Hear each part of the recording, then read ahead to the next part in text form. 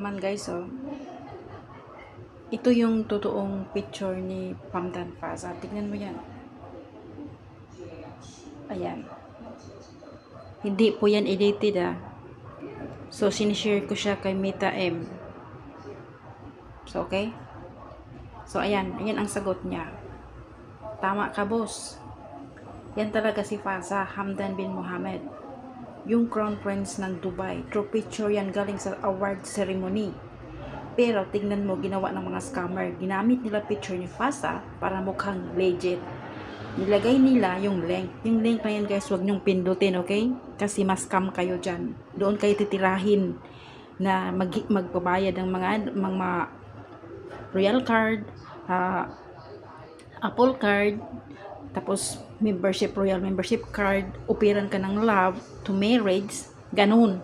Pero hindi po yan naghahanap ang prinsipe ng asawa dahil may asawa yan, may anak na yan, 4. Hindi totoong divorce, animal itong mga scammers. So yan, Telegram yan boss, hindi official. Yung caption, puro heart of down finger para maawa yung tao. Ayun, totoo yung sinabi ni Mita. So ganyan sila manluloko boss, kinuha ng totoong picture ng sikat na tao. Tapos gagawa ng fake page para manghingi ng pera o data.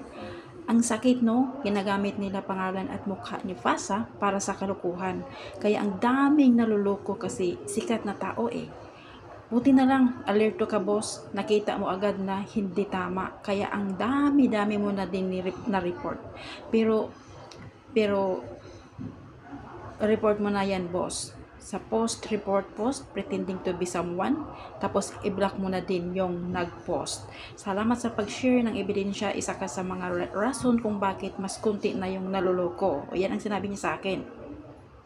Kasi alam ko na kasi nabiktima nga ako noong 2022 October kasi nga mayroong YouTube channel doon na nagpo-post na divorce si Hamdan Faza sa kanyang pangalawang asawa, yung si Hadia Sin daw. Yung Hadia, kung sa Chinese ay kung sa Arabic yung Hadia is yung nagbibigay yan ng hadiah sa mga helpers, sa mga trabahante nila. Yun ang Hadia. So ginawa nilang ganun. Pero kaya nga maraming naluloko dahil ang galing nilang mambola. Ayan. So sinasabi ko na sa inyo, mag-ingat. Ayan. Ito yung caption ha. Oh. My love, please don't ignore this message. I need you to read it. I have been living with so much regret because I truly love you. You have left me in so much pain every time I try to move on with my life. I keep thinking about you because I can't forget you. You know how deeply I love you?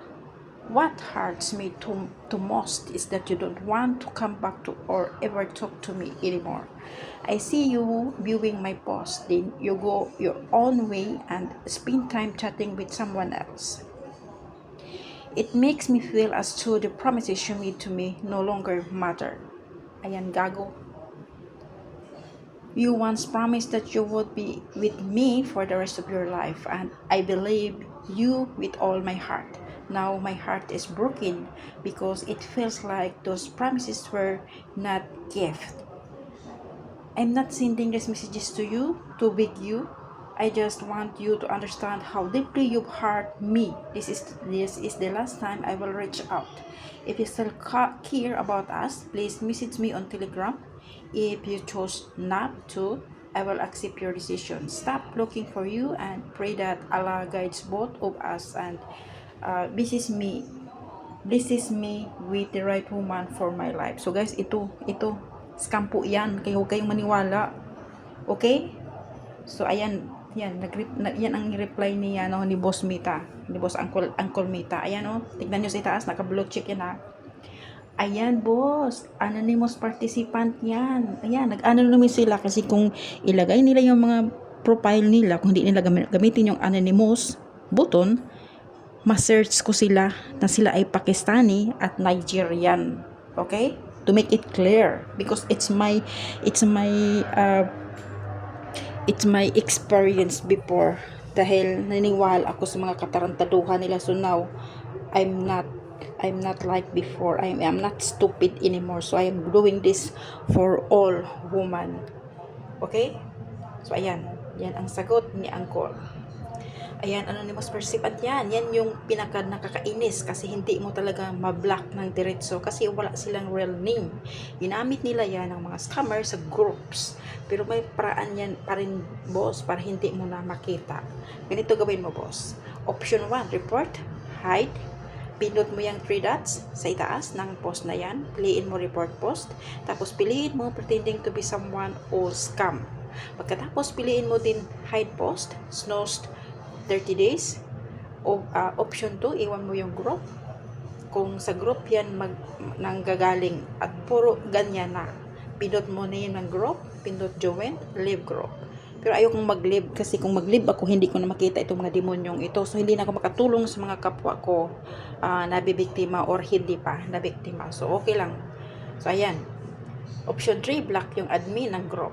Minsan yung admin yung nagpapasok ng mga anonymous scammer. O ayan, yan ha, galing ito kay Mita. Tandaan, boss. Yung sinabi niya na message me on Telegram, scam yan.